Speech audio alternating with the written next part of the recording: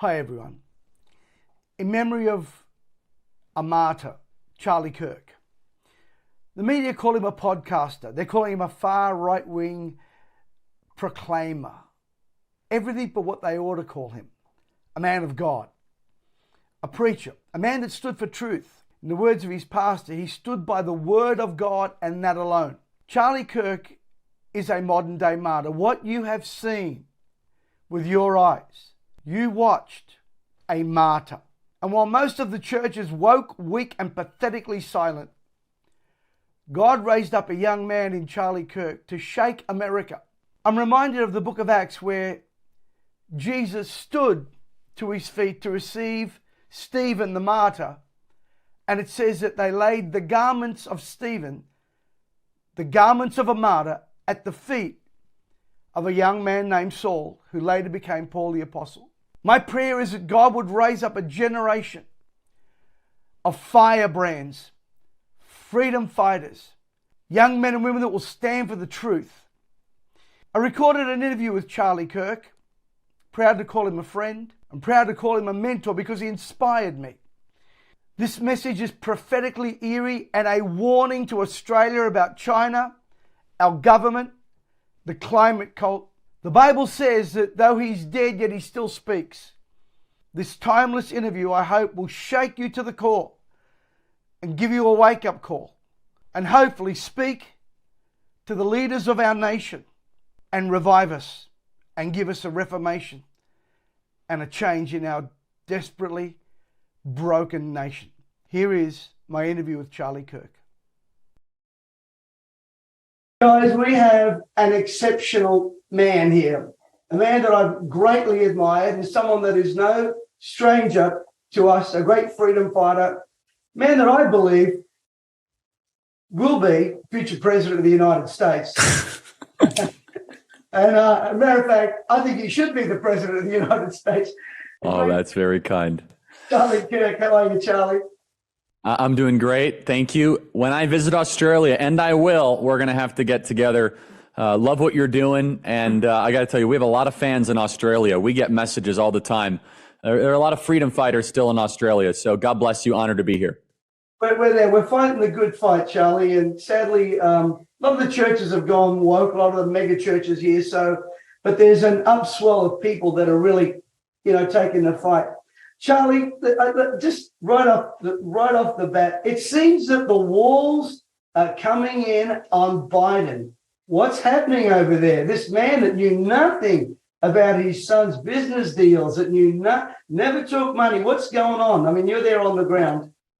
Yeah, he is without a doubt the most corrupt American president in my lifetime, if not the most corrupt in American history. He's a bad person. I don't say that lightly.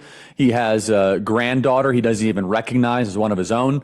He has sold out America for millions of dollars via his son as a proxy and changed American foreign policy because of it. And he's also used the government to cover up his crimes. Look, Joe Biden should never have become president of the United States. It was a very questionable election in 2020. We changed the way we did our elections with mass mail-in balloting and social media suppression and intelligence agencies interfering with our own domestic election. And even with that, he barely squeaked it out against the very popular President Trump. And so are the walls closing in? That remains to be seen. He should be impeached. He should be removed from office. However, the Democrat Party in America is very strong. They control many institutions, many instruments of government. But this Hunter Biden plea deal falling apart is a very interesting development. This was supposed to be a sweetheart deal where they just kind of swept this all under the rug and they said goodbye to it all and they forgot about it. And instead, it turns out that this is really kind of now an open question with open investigation. I do not know if Joe Biden is going to be the nominee in 2024. It could be Gavin Newsom. It could be Michelle Obama. It could be Kamala Harris.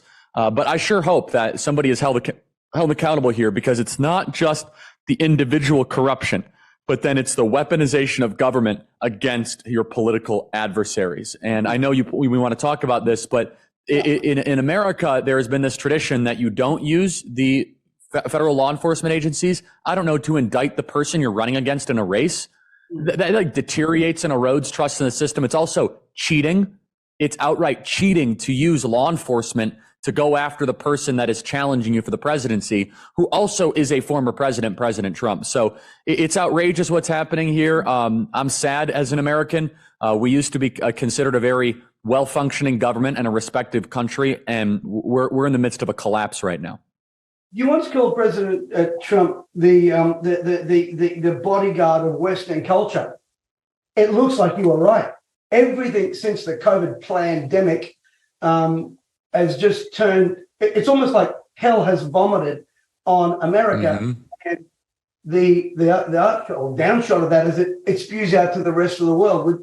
What's your take on that? Yeah, I mean, well, so I used that metaphor, the bodyguard of Western civilization, in the convention speech. It went totally viral, and I think it would have been helpful if more people would have explained that in the election. Because look, Trump can be a little rough, he can be a little tough, but when you hire a bodyguard, you hire somebody to protect your family or protect your church or protect your business. You hire someone who can fight. You hire somebody that the bad guys are going to be afraid of. And so he is the bodyguard. If you were, if your church or if your home was looted and robbed multiple times and you hired a bodyguard, you're not going to care about his tweet history. You're not going to care even what he does in his person. You want to know someone who is able to fight. And so that's why I used that metaphor, is that we need a fighter. Donald Trump was a phenomenal president of the United States. Australia will actually be a stronger country if Donald Trump becomes president again. The entire Anglosphere will benefit from Donald Trump becoming president again, because he believed in the promise of Western civilization. I mean, you know this, the Chinese Communist Party is chipping away at Australian sovereignty, right? Is buying up core industries. It's happening in both of our countries. Donald Trump put the Chinese Communist Party on defense. And so Donald Trump, I think, for all of us in the Western world, we need to be cheering him on and cheering for his reelection. The odds are stacked against him. We could talk about that. They're throwing everything they possibly can. But that's why I used that metaphor, bodyguard of Western civilization, someone who knows how to fight, who knows how to win, and honestly, that enemies are afraid of. They're obviously afraid of him because never before have we seen a government, or especially America, use law enforcement to arrest a former president. I just want to ask this question because I heard a little rumor, and again, you know that you'll see better than I do. It's almost like the Democrats know they're not going to win with Biden, especially if Trump runs. They seem to, what I can see is that ex-street guys, they're moving this old guy out. And is it possible that they're setting up this demonized Gavin Newsom with Michelle Obama? Do you get any vibes about that, Charlie? What's your take on that? Potentially, yeah. I mean, it's impossible to know. In some ways, Joe Biden will actually be easier to run against than Gavin Newsom. Gavin Newsom is very clever and very slick and a very talented politician. He's a terrible governor. He has destroyed the state of California. He's an evil person. He's an evil person, but he's very slick. He's very smooth. So it's impossible to know, but the Democrat Party is a lot different than the Republican Party. The Democrat Party is mob bosses, insiders, oligarchs, backslapping deals. Look what they did to Bernie Sanders twice in 2016 and 2020. They stole it from Bernie Sanders. I'm no Bernie Sanders fan. I think he's terrible, but they stole it twice from Bernie Sanders. And so it's impossible to know, but I would not be shocked if all of a sudden, out of nowhere, Gavin Newsom is put in as the Democrat nominee. Robert Kennedy, what's your take on Robert Kennedy Jr.? Oh, I like him. I mean, he says some goofy stuff at times. He called Moms for Liberty a hate group, and he had this weird thing that the vaccine was targeted to save Jewish people. I don't know. I don't know if there's any evidence of that. But I'm largely a fan of his. I think he says more good things than bad things. He also said he was going to be the most pro-LGBT president in history. That's goofy. I don't like that crap at all. However, when he's talking about Fauci and he's talking about the potential lethality of the mRNA shot that was called a vaccine, I think he is terrific. He understands that the American system of government was designed in three branches: executive, legislative, and judicial. In the last 100 years, we've had this fourth branch of government. I'm sure you have a similar problem in Australia, the bureaucracies that really kind of call the shots. There's no check and balance. There's no oversight. They kind of do whatever they want. The desk workers, if you will, the permanent employee and civil services. And so what Robert Kennedy Jr. argues is that his uncle John F. Kennedy, his father, Bobby Kennedy, Malcolm X, Martin Luther King were all murdered by this fourth branch of government, that they took out Richard Nixon, that they knew about the pandemic as it was coming. And again, some of this stuff is speculation. Some of it I think is 100% true, but it's interesting and it's helpful because I think that there's a bigger game at play here that is beyond just Republican and Democrat. Again, you have to be very honest and nuanced. He says goofy stuff. However, he's been very helpful in liberating the conversation, especially around the COVIDian fascism that we've been living through. We over here, Charlie, as you know, in Australia, we had the worst lockdowns anywhere in the world, worse than China. It was unbelievable. Yeah. We hosted an event called Prayer and Pushback online because the churches were doing nothing. The churches were sending out letters supporting this nonsense. And I had Robert Kennedy on that. He was outstanding. And like you said, he does say some goofy stuff, but I love the fact he's going after Fauci, the protected species, I might add. And I said the stuff. Yes. But they said to me, why is Fauci so quiet? I said, well, you know what? Anything you can or say will be held against you in a court of law. Charlie, how has Biden's economic disaster affected global markets? We're suffering. You know, it's interesting. I'm sure a lot of your members trade on the American markets, right? I can imagine. The American market is actually temporarily up right now. I think it's a bubble. I think it's largely supported by funny money. The fundamentals of the economy in America are awful right now. We still have structural inflation. We still have a lot of companies that are not turning profit, and they're largely supported based on a lot of debt that they've borrowed. The biggest issue, though, that I think in the Western world, and this will affect Australia, is the dollar as the world reserve currency status. So I am outspokenly against American involvement in the war in Ukraine with Russia. I'm not pro-Russian. I'm not pro-Ukrainian. I'm pro-American. I think it's silly for us to get involved. As a response to that, the BRIC nations, Brazil, Russia, India, China, are meeting in St. Petersburg literally right now in the next couple weeks to talk about the dollar no longer being the world reserve currency.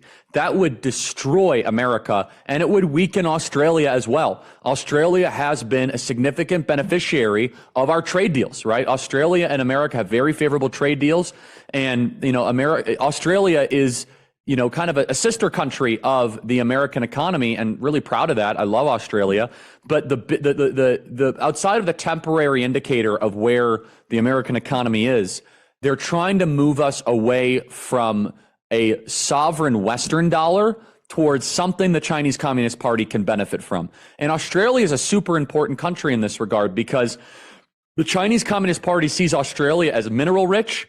They see you guys as natural resource rich, and they want it for them. They want to turn Australia into a colony of the Chinese Communist Party. They've already, I believe, purchased some of your politicians. They're controlling some of your bureaucrats. And this is, you know it better than I do. I study it, somewhat from an outsider, but Australia you guys are closer to the Chinese mainland. And so the global market issue is that China is allowed without any interruption to take over countries. And they've done it with the Belt and Road Initiative, and they're trying to do it now with Australia. And Biden is a Chinese agent. He's bought by the Chinese.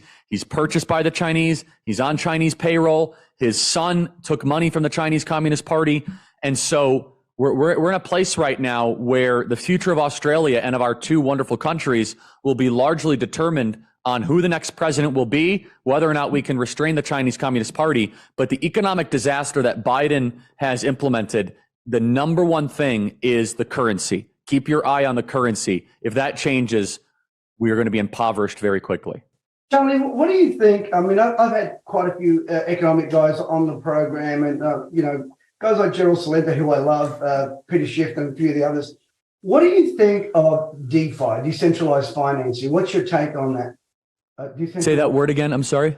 Decentralized banking. What's your DeFi? Yeah. So, well, I'm not as familiar with it in the United States context. I'm guessing what you're meaning is also like getting away from the cartel of the banks. Yeah, the kind of, whether it be using blockchain or cryptocurrency or a different way of banking. Yeah, look, I'm a big fan of decentralization in general. The Federal Reserve Bank, which runs the United States currency, which, by the way, also Australia is impacted by it a lot as well. It kind of has an overflow effect. The Federal Reserve is chartered by 17 banks. And so these banks are not as solvent as you think. The entire way we've designed the modern monetary order, post Jekyll Island, post Federal Reserve Act of 1917, has been on a fiat currency. It's not based in gold. It's not based on any metallic. It's not based on anything finite. It is basically on the full faith and credit of the United States. And the banking system, fractional reserve banking, is going to be put into question. We saw this with the Silicon Valley bank collapse. And here's the reason why equities are going up in America. The stock market is temporarily going up because the Federal Reserve expanded their balance sheet post bank collapses of the spring to try to ease tensions. And where do those dollar bills go? Well, they just go to the safest place you know. They go to Apple. Apple's a $3 trillion company now. That is ridiculously overvalued, right? So I'm a big fan of the decentralization of almost all things, including banking.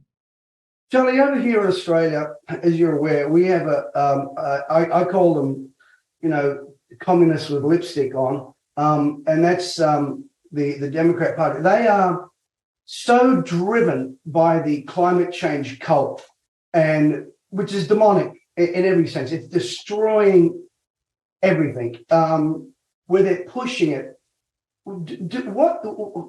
Why is this agenda so pertinent to these lefties? You don't see anyone on the right side of. Is it part of the globalist movement? In your opinion, what do you see this as? Yeah, so first, it's nothing new, right? So the first 11 books of Genesis are a direct refutation of earth worship. And so this idea that God is not in nature, but God made nature, is unique to the 5 books of Moses, the Torah, which of course is the entire Tanakh, the Hebrew Bible, and the 66 books of the Bible that, we believe in.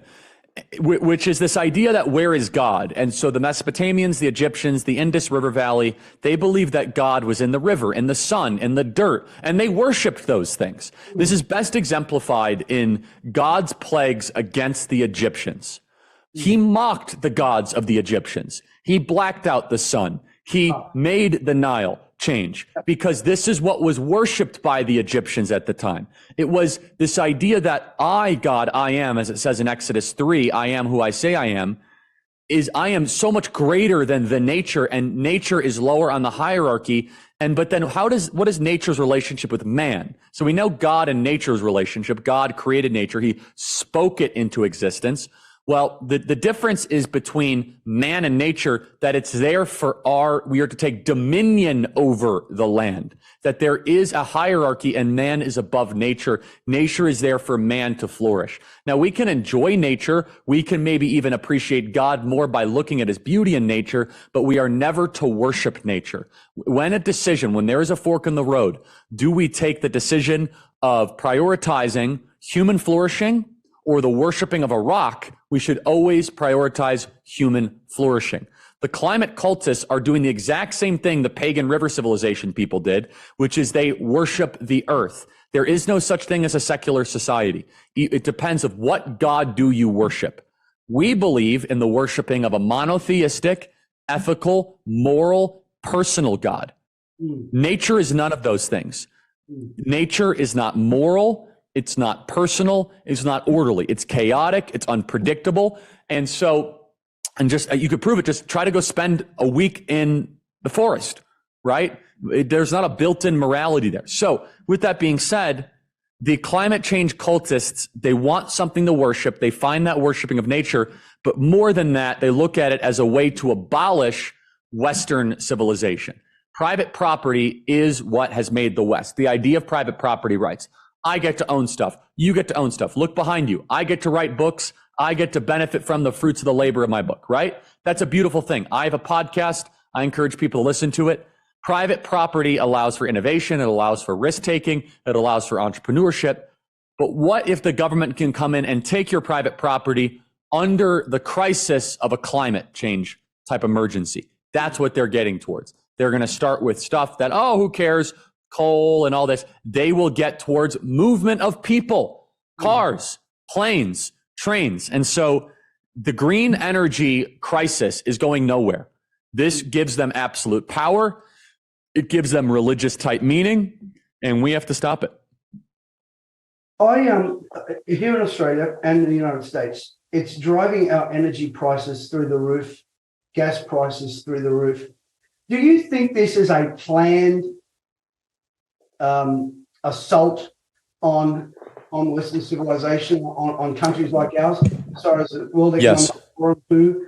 I mean, I'd love your wisdom and insight on that, rather than just someone posting something up there. Can you give us some insight on that, Charlie? Yeah, no, it's intentional. They want things to be expensive. They want to price you out. They want to make it harder to drive. In America, I think you guys do liters there, but our gas is about $5 a gallon now in Arizona, which is very expensive for America. Now, I could imagine it's probably even more expensive for the liter in Australia. You could correct me, but in Europe, it's they want to make private car ownership untenable. Now, in an American context, one of the most liberating parts of American life, and it's been romanticized in movies and in film and in art and in music, is this idea that you could drive, that you kind of are in charge of your own life, that you can go west, you could do a road trip. They want to get rid of that. They want to control people in these micro cities because of climate change. Right now, you have American families that are not able to go on a road trip this summer. They can't afford it, so they have to stay at home. That is a way to control more people. And so it is intentional. It's an agenda to destroy private property, destroy capitalism and markets as we know it, which of course will then lead to tyranny. Charlie, you're a very successful businessman, and I don't say this in a constant way, an outstanding young man and an outstanding orator, I've got to say as well. Charlie, you're a great businessman. How can people, how important is it for people to get financially educated and financial literacy? But I'm not talking about budgets, but to understand how money works, because most people haven't got a clue where to invest, how to invest. Can you give us a little insight from your experience? Yeah, I mean, I've been super blessed. It kind of comes easy to me, thankfully. I didn't go to business school. I didn't go to college. Look, started an organization from nothing 11 years later, have 350 people on staff. You know, we have 270,000 donors. We're one of the largest deals there. We have our podcast company that does very well. And so, you know, this is the one thing I love about America is that it still is a place where you can take risks and succeed. And I hope it remains that way. But the financial illiteracy that plagues our country, and I'm sure plagues your country, is remarkable. In fact, it makes the tyrants more powerful when you're not financially independent, when you're not able to think for yourself, when you're not able to save, when you're not able to own property. I'm a big believer in owning property and not renting. That's becoming out of touch right now in America with higher interest rates, and our property values are insanely high right now, and they don't look like they're going down anytime soon. And so, look, for financial independence, this is one thing I'll say is that if you're not financially independent or financially literate, then somebody else will be controlling your life. Money, if money gives you anxiety, you are not doing it right. Wow. It shouldn't. Wow. And so money does not give me anxiety at all. Now, some people might say, well, Charlie, easy for you to say, yeah, I didn't pay myself for 5 years, the first 5 years of Turning Point USA. So yeah, I mean, there was a little anxiety there, but after a while, you got to get to a place where you have enough savings, enough durable investments, enough diversification, where you're not given anxiety over money. If you're able to remove that, you are able to bless yourself, bless your children, bless your family, bless your relationship with the Lord. They say 90% of marital issues, of domestic abuse, of alcoholism and drugs can be traced back to money anxiety. Yeah. And so I'm happy to get into particulars of what that looks like. So, yeah, Charlie, I'd love to hear it, because I keep telling people, you give them the power to feed you, you give them the power to starve you. And that's why I'm always talking, you got to learn to trade, learn to use technology right now, artificial intelligence. I mean, I'm Italian, I'm emotional. I cry at the opening of a supermarket, you know. So for me to use technology to build assets and wealth is a no-brainer for me. But Charlie, what does that look like to you to be financially independent? What would you do if you had knowing all that you know now and knowing what we have available to us? What would you say? Property's a no-brainer. We know that. Trading, AI. Sure. Well, so first, a couple things. If I was just starting from zero right now and I said, okay, I want to start over, first, find something you're good at. This is number one, not something you enjoy. Find your skill. Everybody has a skill, okay? And it might be as long as it's something you don't hate, find that thing. And then the best investment you can make is in yourself, is in audiobooks, is in your own presentation, is in your body, is in your physique, is in your diet, in your nutrition. That is an investment that matures with time, right? Not cars, not clothes. Those are things that actually, because you're investing in yourself, okay? And that actually is an appreciable asset. That's number one. Number two is that once you find your skill and you need to radically live below your means for a certain period of time. And people do not like hearing this, right? And, for example, like I said, I didn't pay myself for 5 or 6 years. I am not as radical as Dave Ramsey on this. In fact, I've debated him privately on this. I do think there's a place for debt. I do. But it was 8 years before I personally took on any debt, right? I made sure I had such a significant cash advantage personally because I was such a radical saver. I mean, a radical saver, right? Where 50 to 60% of everything I earned would be in savings. Now, people might say, well, Charlie, I can't do that. Well, when you're young, you actually have an ability to do that because you maybe don't have kids to support, or you can stay at friends' homes or whatever it is. Building that radical saving mentality is super important. And then finally, I tell people, which is,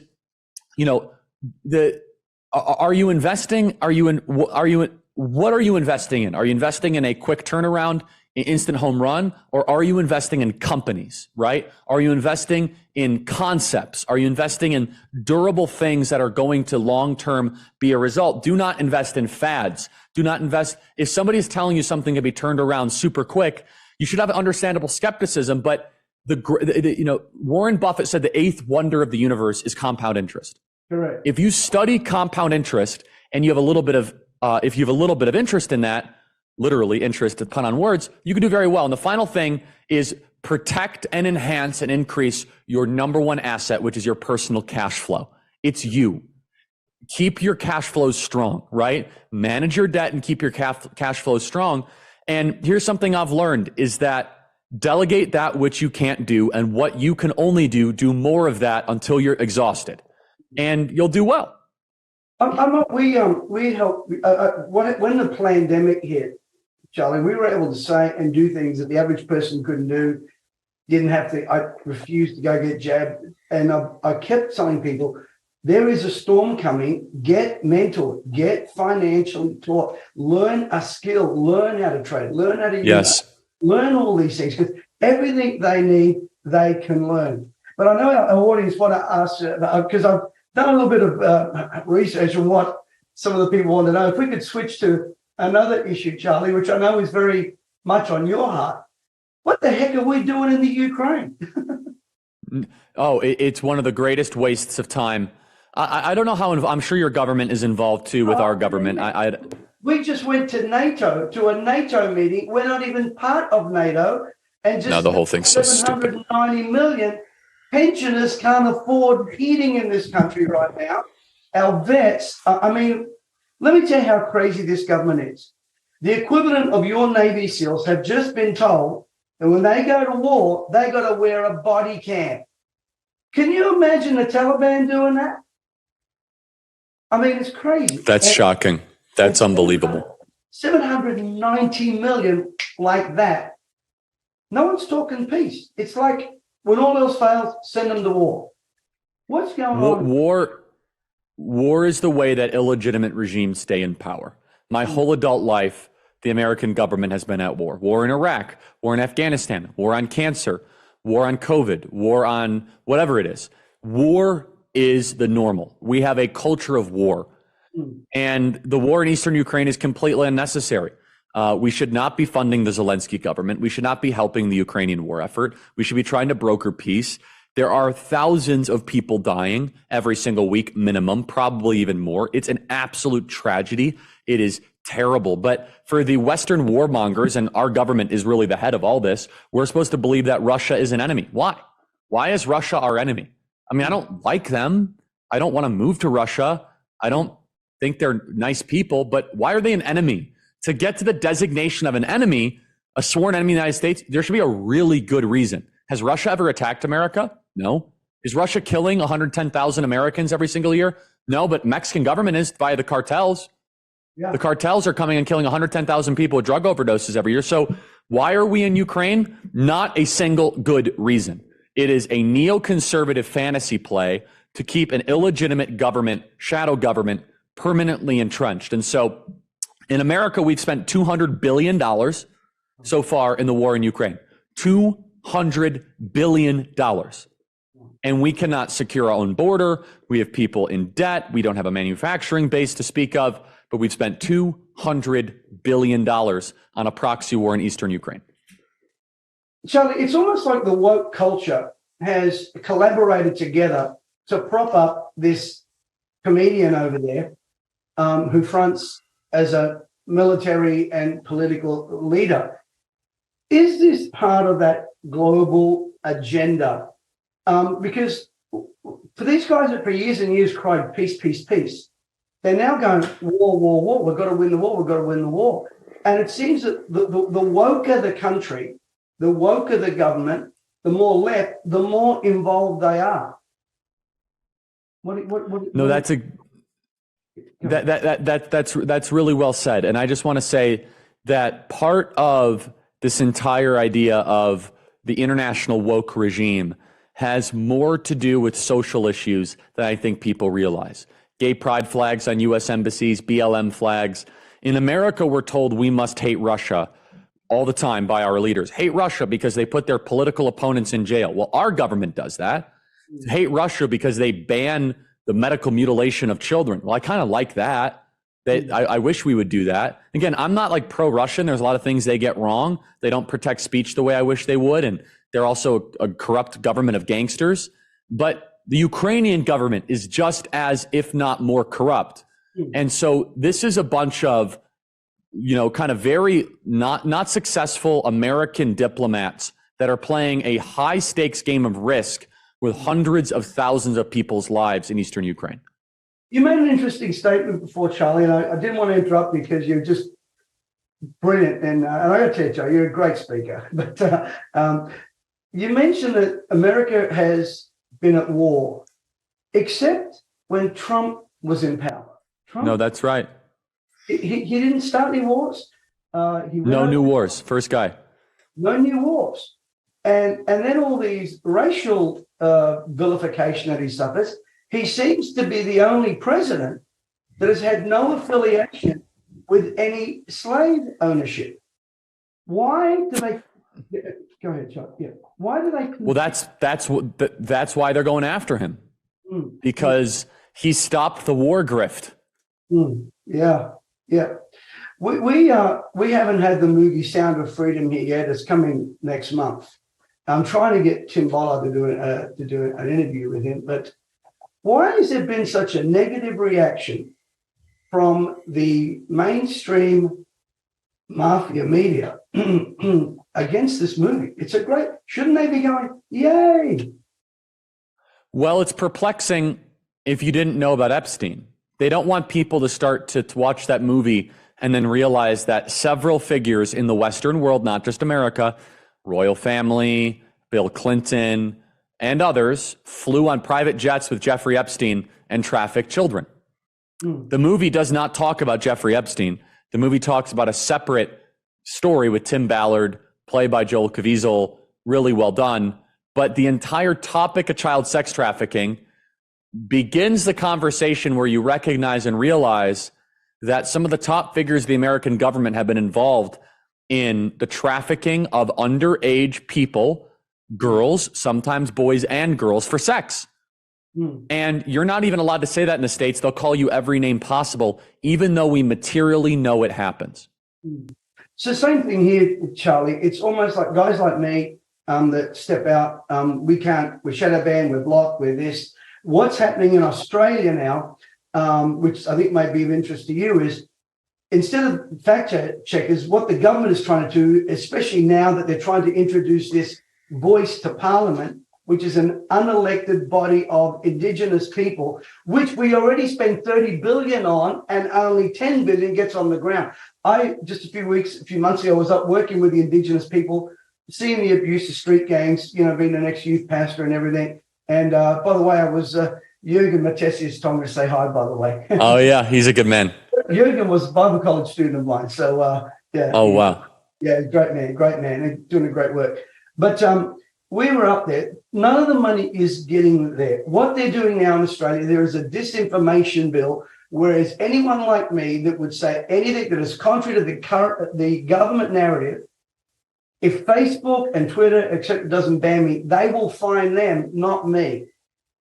Why is this is Australia, and in light of this treaty that they're trying to push, why are they so hell-bent, and I know our time's almost up, why are they so hell-bent on dismantling comment and conversation and controlling it? This is worse than Russia, in my opinion.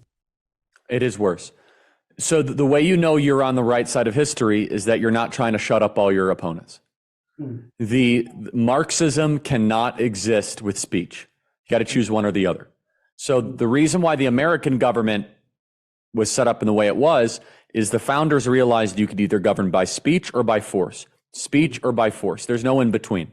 And we are no longer being governed by speech, reason, the ability to debate, have dialogue. We're becoming a nation, whoever has the most political power. And that's really tragic because speech is the way that we sort out our differences. It de-radicalizes both sides. You could find agreement. You could find compassion even. Force is not that way. And so they're afraid that if we are able to speak, their ideas could be disproven.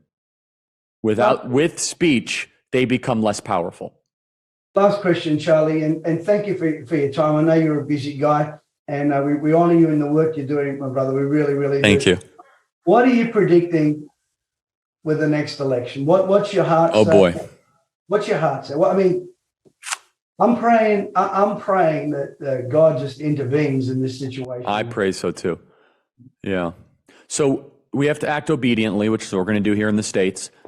So it says in the scriptures, don't follow your heart, but my heart says hopefully Trump will win. But here's what I will say. I think it's going to be a mess, but the mess could help Trump. Without getting too far into the details, Joe Biden is not a popular candidate. They have a very sophisticated machinery that could prop up almost anybody. However, we have this candidate, Cornel West, that is going to be running, who's very popular in black circles, particularly in key states like Georgia and Wisconsin. There's potentially a candidacy called No Labels that will draft a third-party candidate. So to answer your question is, I have no idea, and I'm going to get to work. Anybody who says they know for certain what's going to happen is wrong. But here's what I could tell you. Anybody who also tells you for certain that Trump can't win is lying to you. He absolutely can.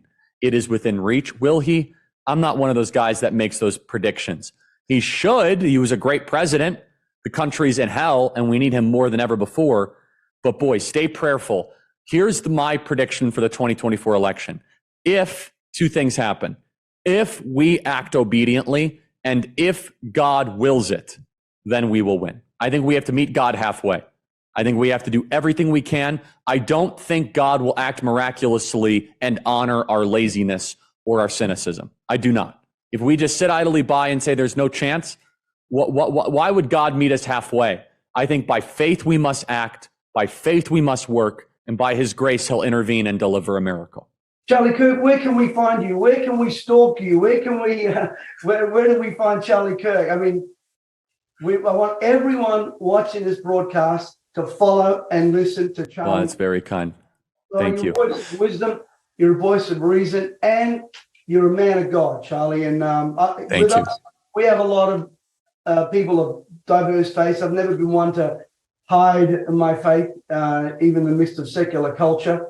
Didn't get a chance to talk about progressive culture, but maybe next time. Charlie, where do we find you? Sure. So if you guys have smartphones, you can go to your podcast app and download the Charlie Kirk Show. It's available in Australia. I think we're banned in many countries, but I think we're still available in Australia. You guys can become a member at charliekirk.com, members.charliekirk.com. It's like $8 a month, which I think is like $5 AUD. I don't know translate if you want. I'm not plugging you if you guys want to do it. All my exclusive stuff is there. My exclusive sit down with Tucker Carlson is there, and many others. And so look, I do want to come to Australia one day. I plan to, if your government will allow me. I might have an issue getting a visa, but I would love to come. I would love to speak. There's a lot of supporters. We get the most amazing emails, and I just want to encourage you guys. Keep fighting for freedom. We have your back. I love your country, even though I've never been there. You guys have some of the most amazing people that continue to fight for what is good. So God bless you, and God bless Australia. I would ask every one of us to pray for Charlie's family and to really believe that God will bring an awakening to Australia politically and to our pulpits. God knows we need one.